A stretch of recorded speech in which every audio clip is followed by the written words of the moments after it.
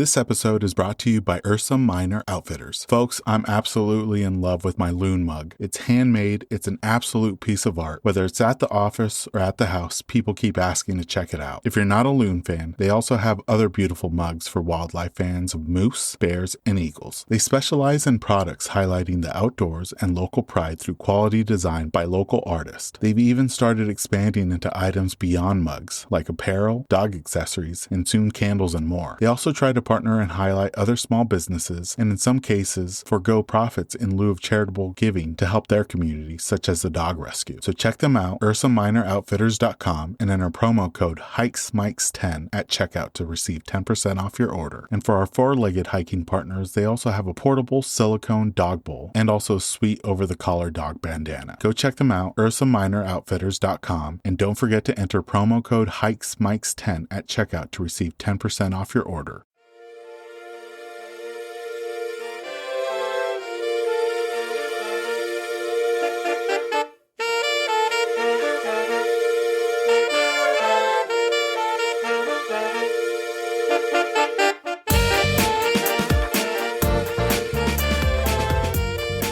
Welcome everyone to the Hikes and Mikes podcast. I'm your host Ivan, and together we'll embark on a weekly journey connecting with extraordinary hikers from all corners of the U.S. and beyond. Throughout these summer months, we've had the privilege of conversing with some remarkable individuals. Their experiences and adventures will leave you yearning to hit the trails. We have another special episode this week, recorded in person at Union Creek Falls Trailhead near Chinook Pass, Washington. We sit down and speak with Blaine about his hiking adventures across the state. You can follow him and his trail buddy Marston on Instagram at Lost in Washington. After hiking with me to North Union Creek Falls, Blaine shares with us some of his favorite hikes in and around Washington State. He also shares with us how he fell in love with winter hiking, including exploring Mount Rainier and Colchuck Lake via snowshoeing. And you know we had to ask him about how he and Marston came to be. Without further ado, let's jump into this episode with our guest, Blaine.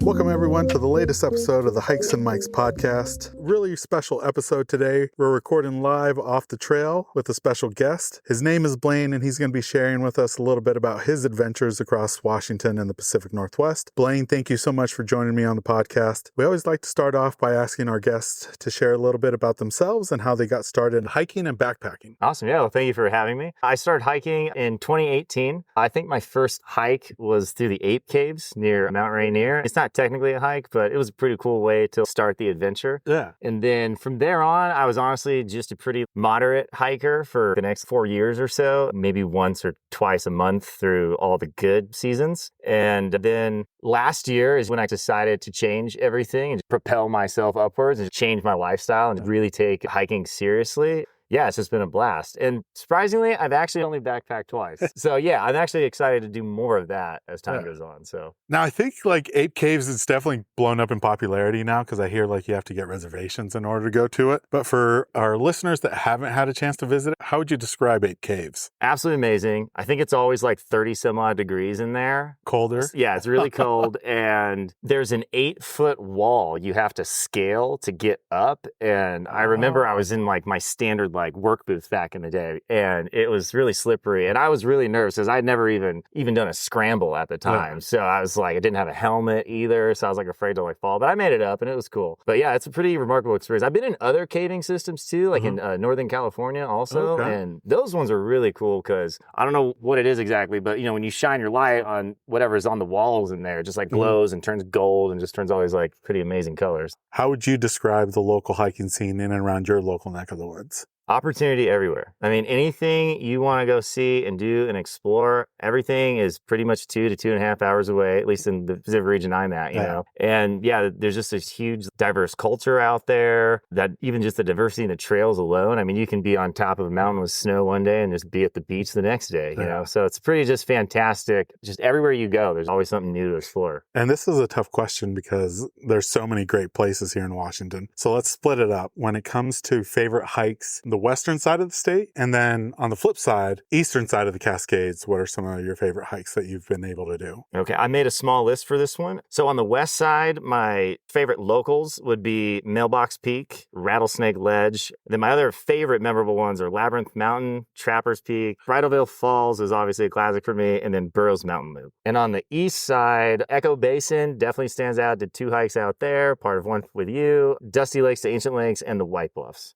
The White Bluffs are fantastic. Yeah. Absolutely fantastic. Yeah. I highly recommend it for anyone who hasn't given it an opportunity yet. For sure. I'm glad you mentioned Echo Basin because this question is a full circle moment, because one of my earliest recollections of your post was when you got a chance to visit Echo Basin in Frenchman Coulee in the middle of winter, which I still have yet to see it with snow. So the fact that you were able to share that with us, it's like, okay, 2025 winter, I'm going to try to visit it with some snow. But then a couple months ago, you and Allie came out for one of our Yakima Valley Trekkers hike, and you were able to do the Echo Basin Rim with us. Like, I had heard about Frenchman Coulee from rock climbers, but it wasn't until early 2023 where I discovered it because of a local YouTuber that liked to go and explore the area. How did you kind of come across Echo Basin, and was it this last year? It was just this last January, at the beginning of the year. We took some time off from hiking through December and pretty much all of January. So we started up again at the end of January, and we didn't really want to do anything too hard because we were just kind of out of shape to get back in it. I was just looking on AllTrails and I found Echo Basin Loop, and I was like, let's go here. And she's like, yeah, let's go. So we went out there. There was this gorgeous light layer of snow, especially across the sand at the bottom of the dune. Because I remember like saying, I'd love to go up there, but I just don't know how to, because that route later on it's not even there. So it didn't even know there was a trail up there. And so we did the counterclockwise past the dunes, and then we went through the center of the basin to the waterfalls. And so it was just a really, really fantastic experience. And like that hike actually was my first, like, I felt it in my heart. I was like, I need to come out here more because it's just beautiful. Because I personally love the desert. Like, I love going down to Arizona. So yeah, I just randomly kind of found it on AllTrails and just fell in love with the area. Yeah, I think a lot of people, especially visitors, don't realize that Washington, especially the further east you go, becomes more of a desert. And I think where we're recording right now, you mentioned it at the start of the hike, it's very reminiscent of Flagstaff. Very. It's not lush and green like you see on the west side, especially in the Olympic Peninsula. We have a bunch of pine trees all over the place, but it's definitely a drier section. Over in like Frenchman Coulee, it looks like something more closer to the Southwest. What are some of your favorite features from either Frenchman Coulee or Ancient Lakes? Well, I think the basalt rock walls are just absolutely fascinating, just the way they're structured, how they look. I think they're super insanely beautiful. I love how the sand is mixed in there. Even when you showed us the window in the Slot Wall Canyon, that was fantastic. But I never expected that, like on the top, like the plateau area, I didn't know that there was going to be all this lush greenery and like water running through. We get really on top of the waterfall like that. And so in that hike too, what really stands out the most to me is that, like, usually like hikes in my brain are always just like a really like crazy like cinematic adventure. So that one was just like an ultimate like cinematic adventure for me, because there was just so much with those like 360 views just everywhere you go. And so there's everything to love out there, honestly. Yeah, it's all just gorgeous. I think for me, the first time I went out there, I did the Frenchman Coulee Basin, so I didn't even get to explore Echo Basin. And it wasn't until I drove to the end of the highway to the boat launch on the Columbia, and I was coming back, I saw the giant sand dunes, and I'm like, what is that? You gotta go. Yeah, you gotta go. But it was too hot that day, and I knew there was going to be snakes out. So I flew out the drone, and once I came around that corner of Echo Basin and it came into view, I was like, oh my goodness, that thing is huge. Yeah. I made the mistake of going up it the first time. So I went counterclockwise on the Echo Basin rim, and never again. If you want to work out, you're more than welcome to go up that sand dune. But I think it's way funner to come down it and even try to run down it with, 5 pounds of sand stuck in your shoes. Yeah. It feels like you're skiing down it. Yeah. So it's really fun.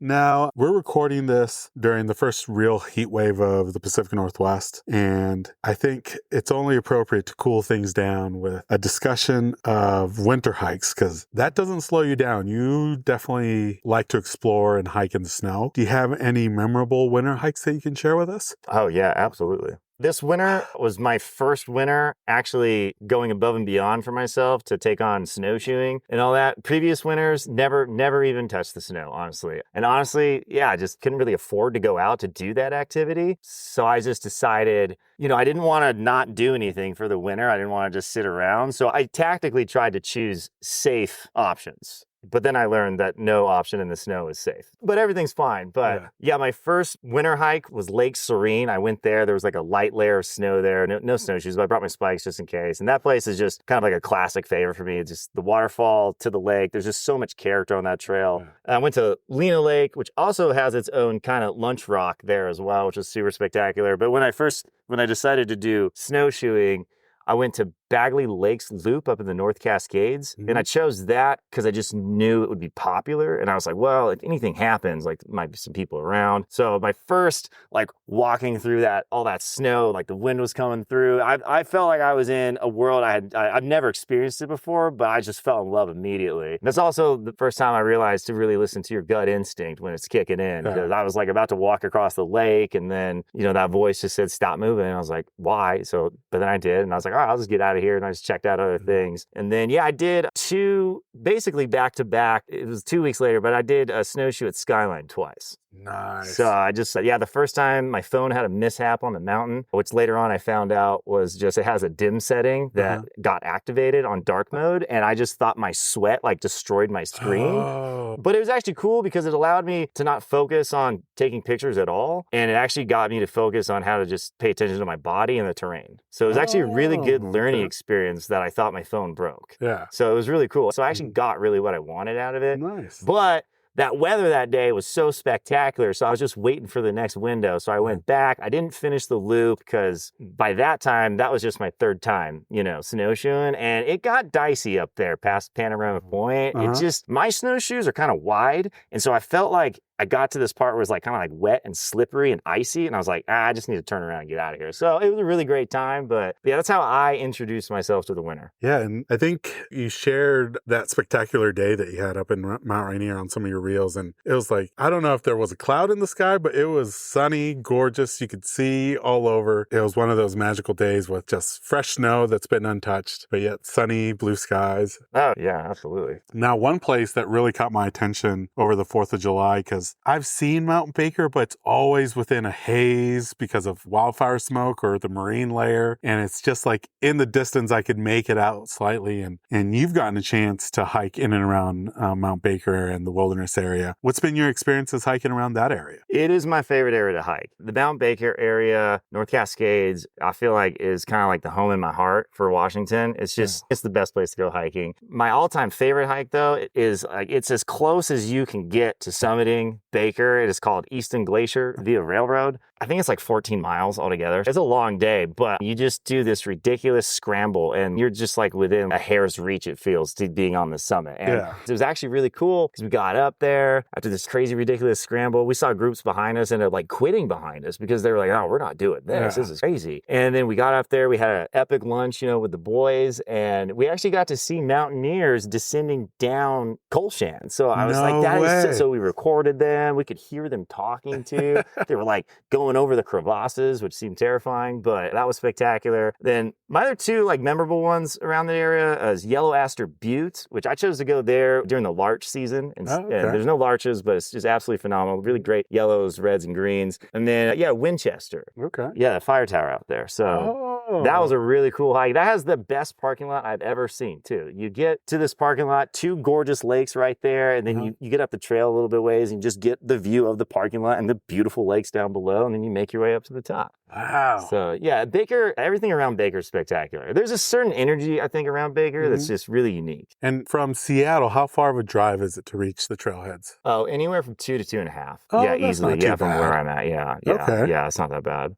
Another place that you've highlighted on your Instagram, which I think is one of the more beautiful places in Washington that's not super overcrowded, and that's the Alpine Lakes Wilderness area. What are some of your favorite trails or even lakes? My favorite ones are Peggy's Pond, and that's on the way to Mount McDaniel in Okanagan, Wenatchee. That was just absolutely beautiful. We intended to do that peak summit for Mount McDaniel, but because of time, we just ended up kind of hanging out around the lake. And then the rain was coming in anyway the next day, so we only had one day to do it. The other place we backpacked was Surprise Lake, which is by the next place, I guess I'll say. But that place is phenomenal. We went like I think in September, so the trees were starting to become green and like the lake was turning this really interesting teal color. Another spectacular spot. Yeah, the next door neighbor to that is Thunder Mountain. That was the first alpine lake I ever saw where I literally like wanted to cry, honestly, because I had never seen anything like that before. Because prior to that hike, I was elevating what I was doing in terms of my serious day hikes, I guess you could say.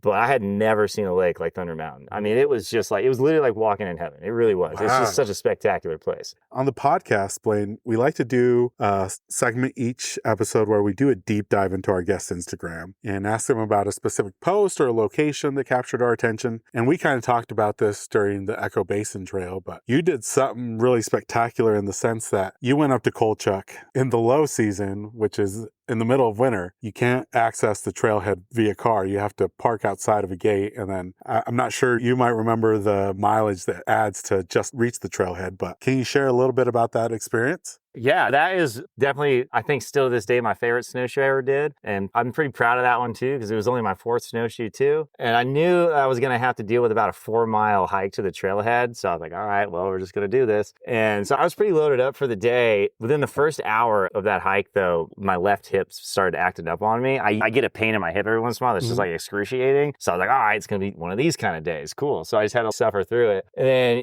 yeah, it was 3.7 miles to the trailhead. And it's a beautiful walk. And then I get in through there and it just instantly just turned freezing cold. And then I made my way through. Marston and I are pretty happy about everything. And then we got to this the bridge. And I forgot that there was a bridge there. And it was covered in it was like 4 feet of snow to the railing. I had never seen like terrain like that. I'm like, I don't even know what to do because it looks terrifying. Like I didn't want my foot to go through the railing and slip through and I get like twisted and hang upside down or something, So, I actually felt confused on why I picked the wrong hike, I guess you could say, because I was like, all right, well, I'm going to get out of here because I don't want to do this. But I knew another car had parked nearby, but to get to Colchuck, there's like 2 other trailheads. So I didn't know if they were going to be making their way. So I just said that I would ask them what their experience is and what they're doing. And if they were going up, see if I could tag along, And I went down 1.5 miles and I ran into those 2 people and I told them what was going on. I asked if I could tag along. They're like, yeah, let's go. And so I went 1.5 miles back up with them,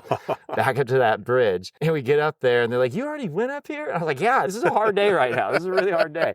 And then, the guy's name was Hans, super great guy. His girlfriend's name was Natalie, and they were just both really, really cool on like coaching me how to get across that bridge because I had never crossed terrain like that. So like I watched them, they coached me to get across it. And then, we just put our snowshoes on after that and we just went up to Colchuck. And it was cool because he taught me how to like break the trail and look for, the indicating markers of how to get through the snow from when people like were there before.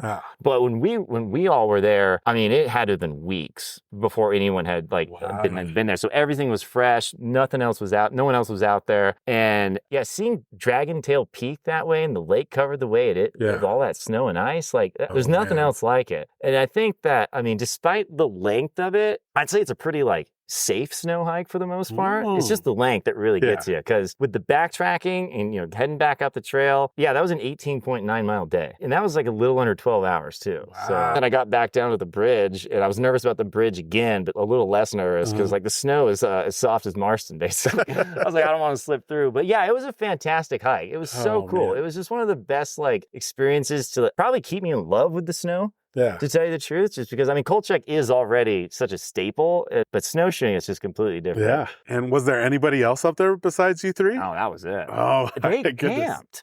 They stayed. Yeah, no they stayed the night. They flew in from Chicago, I think, and just decided to hike Colchuck and then just camped out. Camp. Yeah. I was like, you guys are all rock and roll. Good. And they actually I remember they had their ropes and they had their ice picks ready. They were going to go up it the next day. It was really cool to run into them because, I gave up on the trail for safety, but then I had a guide. That's awesome, that was really great. Now, you've mentioned him, and it would be a disservice if I didn't ask about your hiking buddy that comes along on all your hiking adventures, and that's the lovable trail bear, Marston. Can you share a little bit about Marston's origin story with us? Thank you for asking that. That really touches me.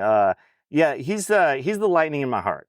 And how he found me is, we were at REI one day and, I saw him and he was looking at me and he picked me and I picked him up And he's just looking at me with his eyes, and I held him. And I was like, yep, your name's Marston. And then I put him in a little shopping bag, and then he's just been rolling around with me ever since. But yeah, his name comes from an old video game I played when I was younger called Red Dead Redemption. And basically, the character in that game sacrifices himself in the end to save his family. He ran away from the outlaws, bad people, and started to really focus on doing good. So Marston is just like an extension of my heart and soul in a way, and a good reminder to not let my inner child disappear from my adventure. And I think he's a good message too. I see people like react on the trail, and I'm responsible for his reputation. So it's a lot of responsibility, but yeah, he just goes everywhere with me. And yeah, I'm just really happy that he found me. And, you know, we're on the trail right now, or off the trail, but we didn't really see anybody until we were coming back to the trailhead. And I think somebody asked you about it, right? The people near the waterfall? Yeah, they got pretty excited. So I told them, and then I was like, yeah, I don't really do this often, but if you want to follow his adventures, and I told them, the Instagram thing, but they got pretty excited about it. But that's another thing. I see him kind of erupt joy in people. And so that really like touches my heart in a way that I just didn't anticipate. I love it. And I love that you make him a part of your feed, and he gets to experience the same places that you get to experience. And some of his pictures are just incredible. The backdrops that he has in his collection are just epic, man. He's a professional. Now, we've talked about this. We're recording this episode at the Union Creek Falls trailhead, just east of Chinook Pass. We did the Upper Falls, which I told you it's been almost 10 years since I've reached the Upper Falls. And a lot of people don't reach it right now because the Norse fire in 2017 basically took out all of the trail north of the lower falls. And it wasn't bad until the last half mile, where it was a little bit of bushwhacking, trying to find out where the trail was and going over blowdowns, but we were able to reach it. It wasn't without some comedic disasters of me losing my trekking pole over a waterfall and then having to hop over the Upper Falls in order to reach the grotto. How would you describe the trail, and what was your experience like today? This trail is fantastic. It's a really good adventure. It is harder than I think I mentally anticipated, but yeah, it does definitely remind me of Flagstaff too. And so that like just kind of naturally gets me excited. But yeah, reaching that upper fall, crossing that little river up there, to get to it was really, really cool to just get to so close to it. And then just, the adventure back down through. There's a lot of character to this trail. Yeah. There really is. There's a lot of character.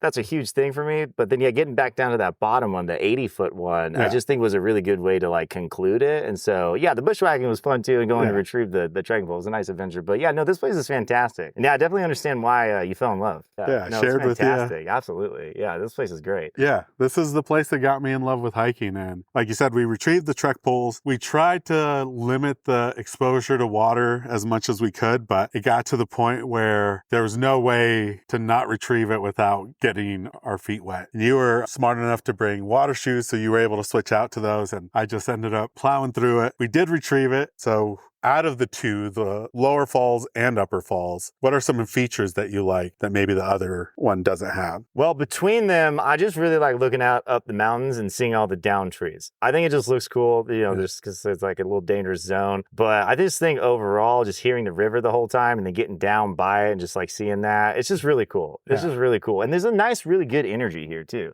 I actually kind of feel like there's like a healing energy here. Yeah, every step is beautiful along the way, and it's just a really great adventure all around. Now, I feel like some hikers have a regular summit routine or maybe an end of the hike routine, and I got to see a little bit about yours and what you bring, but is there a regular routine that you do, whether it's at the summit or back at the trailhead, whether it's packing a favorite snack, drink, moment of zen, or even maybe a favorite meal afterwards? Is there any regular routine that you like to do on and off the trails? I've never like called it a routine, but usually I get up there at wherever it is, and then I like to take it in, take, whatever pictures and videos I want. And then that's when I like separate, and just like take everything in. But I like to snack on sour gummy worms because those just kind of bring me back to life. I do have one of those chairs that you can bring out, but I like never use it for some reason, but I always like bring it with me. But usually each hike for me is, the exercise is really good for whatever, like I'm working out in my head. And so usually once I'm done with the hike, that's where I just kind of process, reassess, re-engage, and then head back out with some good, clear thoughts. And I gotta say, those trawl trolley gummy worms or clutch? Aren't they? Yeah. I might have to add them into my pack list. The duos, though. So you got a soft side and like a gummy side. Gummy side. Yeah. Okay. And that brings us to your pack list. Is there any luxury item that you tend to pack on a regular basis that falls outside of the essentials list? Well, for me, it's my hunting knife because, it'll help me with anything out there. But I have the chair, and I don't have it with me today, but I also bring like a cork massage ball. Oh. And so it's really good for like if you get like a leg cramp or a foot cramp, you just kind of like roll it out real quick. But I like that. I bring some luxury items like that. Now we're a little over halfway through 2024. Is there any hiking or travel goals you have for the rest of the year? For this year, the only main one I have specifically is I want to do a through hike through the enchantments. So I'm going to like train for that. Honestly, the rest of it, I'm just going to keep just doing it how I do it. I just kind of pick, weekly, kind of like how like South Park operates, I guess, just kind of week to week, But yeah, I just like to just see where it takes me. Honestly, I just look at the weather, just make sure everything's good, and then just go have the adventure. I probably will go out of state later this year to probably Arizona. And if I do that, then I'll do some hiking down there. Yeah. But other than that, I'm just going to keep just picking as I go, honestly. So see where it takes me. Hopefully I meet some cool people along the way too. So. And I'm glad you're doing the traverse of the enchantments, and the fact that you already put in 18 miles just to reach into Colchuck, that's perfect preparation because I think the traverse is anywhere between 18 to 20 miles point to point. Yeah, it's going to be a big day. I'm looking forward to you and Marston making it up there and seeing the pictures from that adventure. Now, Blaine, this last section of the podcast is the this or that questions, where I'm going to ask you 2 hiking related topics and you just choose which one you prefer out of the 2. But the first one is, when it comes to trails, do you prefer trails with a steep incline or steep decline? I think I do like the decline.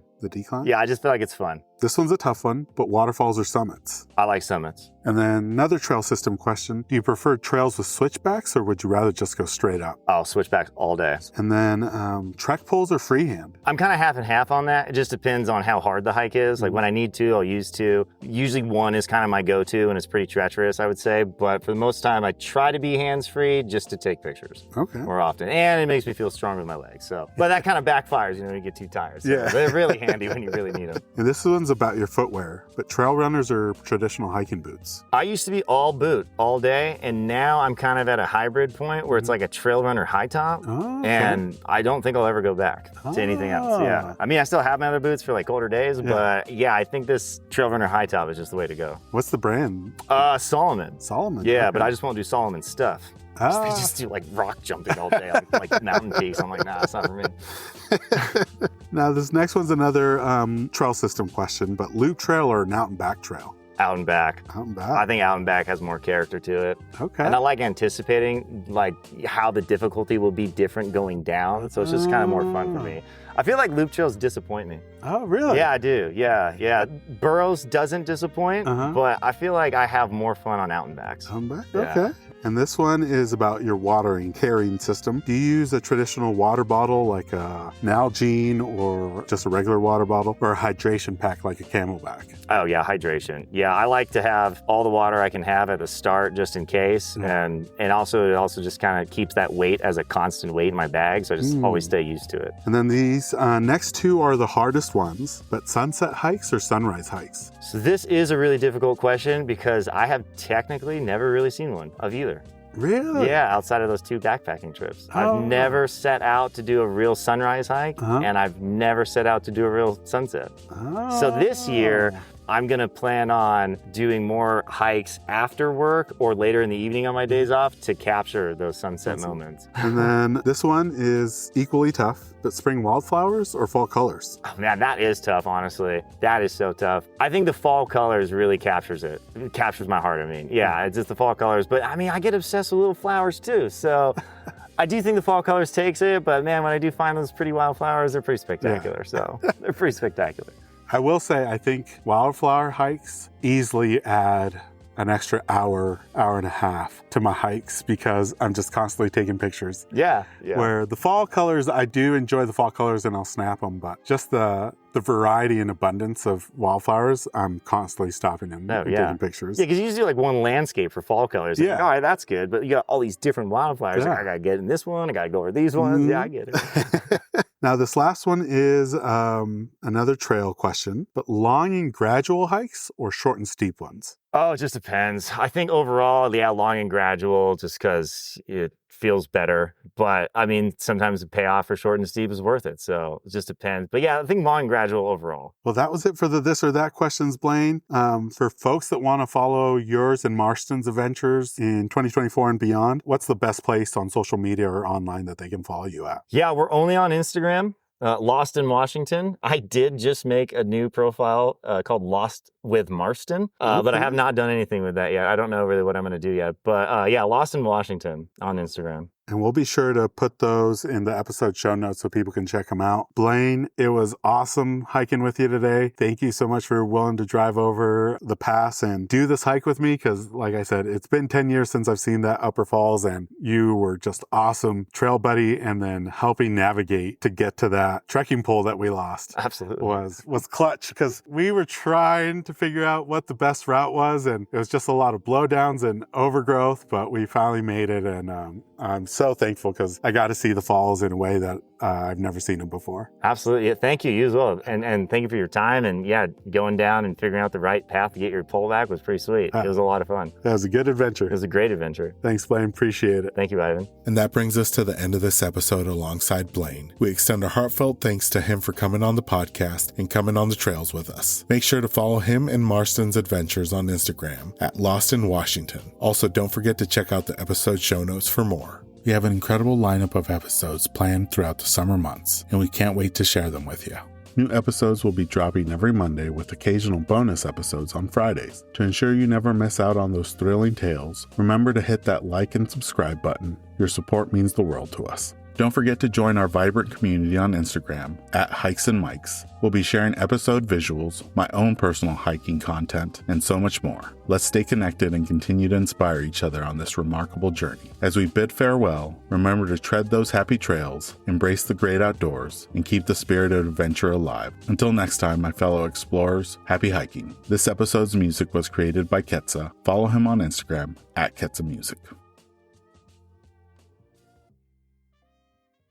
Hey everyone, hope you've all been enjoying the trails this summer. I gotta be honest, leading group hikes is a blast, but capturing all the amazing memories can be a challenge. That's where our new podcast sponsor, the Cameo Journal, comes in. This thing's built for travelers and hikers by fellow adventurers. It's a pocket-sized rugged journal designed for you to collect up to 100 entries from all your trail mates, your life guests, and anyone else you meet along the way. Basically, it can be a guest book for your travels and an awesome keepsake. Logan over at the Cameo Journal is a backpacker himself and put all his love for travel into the design. So if you're looking to level up your hiking adventures, head over to thecameojournal.com to grab one not just for yourself, but for your crew too.